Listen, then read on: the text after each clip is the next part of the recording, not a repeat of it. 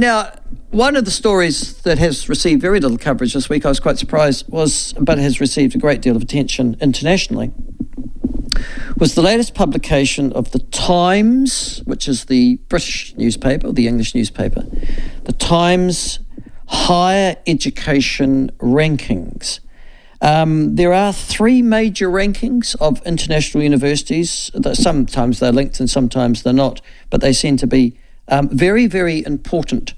There were no rankings when I went to university, so I went to university in the late 70s and early 80s, but they have become critical, it would appear, to the reputation and to the ability to get students, attract staff, to our higher education or tertiary institutions, universities we're mostly talking about, and technical institutes around the world.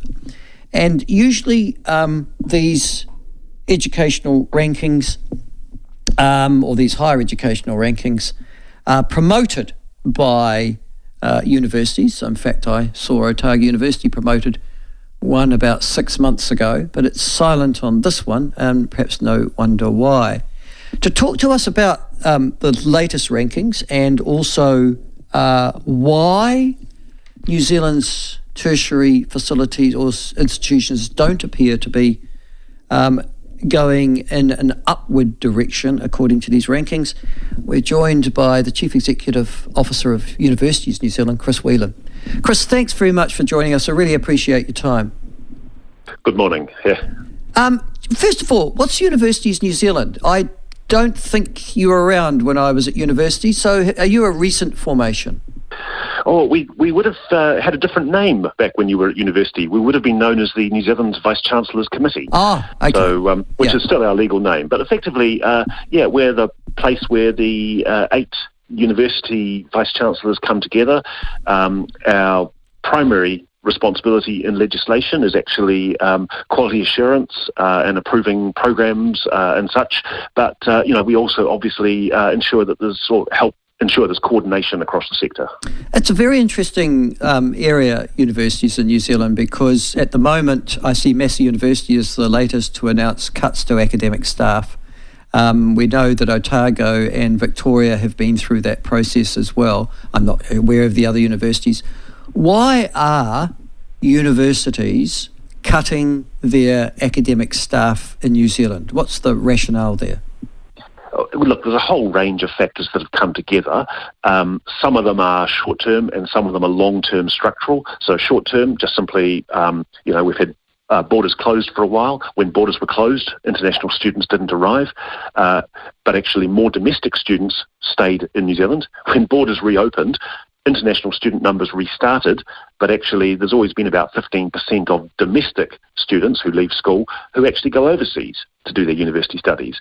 So in the short term, we've seen, some of those domestic students going overseas. It's great to see our international students coming back, but it's going to take time for those first-year students that arrived this year to turn into second-year students next year, and then third-year students the year after. So in other words, it's going to take time to rebuild the pipeline. And when I say that's the short-term stuff, on the long-term side, actually, just simply university funding has been particularly badly hammered by inflation. So in the last 10 years, inflation's gone up by 30%. But funding per student's only gone up by 20%. So universities, we're like every other part of the economy. We can't always expect additional funding from government, even though government controls about 77% of our funding. So if we can't get additional funding, we have to cut our costs. All right. And so that means academic staff losing their jobs. It does, sadly. Yeah. Listen, the other thing always strikes me about New Zealand, and it struck me even when I was at university all those years ago, was that we've got so many for such a relatively small population. Why do we have, 8 universities in New Zealand? Well, actually, we're probably due at least a 9th university if we had the same ratio of universities to population as, say, Australia, United Kingdom or Canada. So we're currently at about one university to about 670,000 people, the countries that we compare ourselves against, it's usually closer to about 1 to 500,000. And, for New Zealand, it generally means that, our young people don't have to travel far. They don't have to leave home to be able to go and get a university education. And we know that's generally a good thing. It makes it a lot cheaper. It makes it a lot more likely they're actually going to be able to stay and work when they graduate in their home regions. So, in a small geographically dispersed country, it's actually not a bad thing.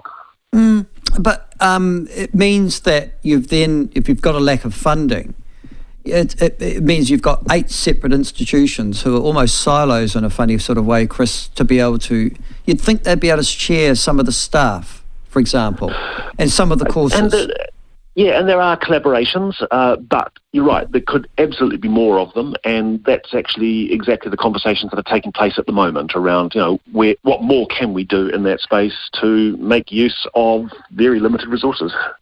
Is it because you're all competing against each other? I mean, you've got 8 universities who are essentially competing for the same group of students.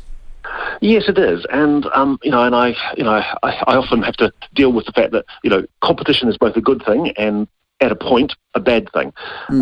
All of the university systems we get compared against operate on competitive models. And, it's the theory, rightly or wrongly, that actually when you've got to compete for students, you've actually got to demonstrate your relevance. You've got to demonstrate why a student should choose you versus, another university. And all of the world's highest ranked universities, operate on this competitive model because it's seen as a good way of making it more likely you're going to be delivering, useful and quality sort of qualifications to students. On the flip side, it can go too far, and competition can, end up being inefficient. And that's always a delicate balancing act for a government that's funding universities. Yeah, I wonder if we haven't gone too far then, because it just seems there's so many undergraduate courses in New Zealand. It's not, to be perfectly honest with you, intellectually taxing. You would like to see a little bit more cooperation, surely, in the sharing of courses. And there's a lot of sharing around design and approaches, but you end up with, in the really simplistic sense, 2 types of course being offered. The really expensive courses, your engineering, your medicines and such like that, where actually it does make sense to have a small number of universities specialising in them, as we have at the moment. And then there are the courses which actually they're mostly classroom-based, or they involve practicums where you want students being placed actually with local employers, whether that's nursing or teaching. And actually it makes a lot of sense to actually have those in every centre, because that's where the employers are, it's where the students are, and it's not actually that much more expensive to be able to offer them. I was just thinking, I came from a history, politics, English, those sort of liberal arts backgrounds, and I was thinking, I wouldn't have minded access as an Otago University student to some of the academics from Auckland University, for example. It seems odd that I had to go there to get that education when, you would have thought you could group academics, provide commonality of courses, and save some money. And look, obviously when you and I were both at university, you're absolutely right, that was a lot harder. The technology didn't exist, and, the internet obviously came into existence in 1994. But you're right, absolutely, we are already seeing more of that, and I think we will see more of it in future, particularly as we, as resources mean, actually we do want to collaborate a lot more. Yeah, good. Can't come fast enough in my view. Anyhow, moving on. You talked about competition, you talked about you're competing for students. They are much more demanding these days, I'd have to say, than you and I were, particularly because they're contributing so much of their own money and their own family's money to go to university. This, I don't remember in the 1970s and 80s there being international university rankings. When did they arrive, Chris? So they started appearing around about 2010, 2011. Earlier than that, actually, no, not much earlier than that. I'd need to have a look at my records. But yeah, they've only been around really for about 15 years. And they've grown and grown and grown. started with Shanghai ranking, very quickly then followed by Times Higher, then very quickly followed by Quattrocelli Simons or QS. As you said, there are 3 major ranking systems, and those are them. And then there are dozens of other minor ranking systems, or systems which are much more based in, say, one country or one region. And they are, something that, are generally disliked because they're seen as overly simplistic and often measuring or reporting on the wrong things. But they've also become unbelievably important because there isn't any other easy mechanism for students or even academic staff to be able to quickly look at a university and go, oh, is that high quality? So effectively, you've noted earlier, we've seen some drops in one of the rankings, Times Higher. Yes, it's a concern.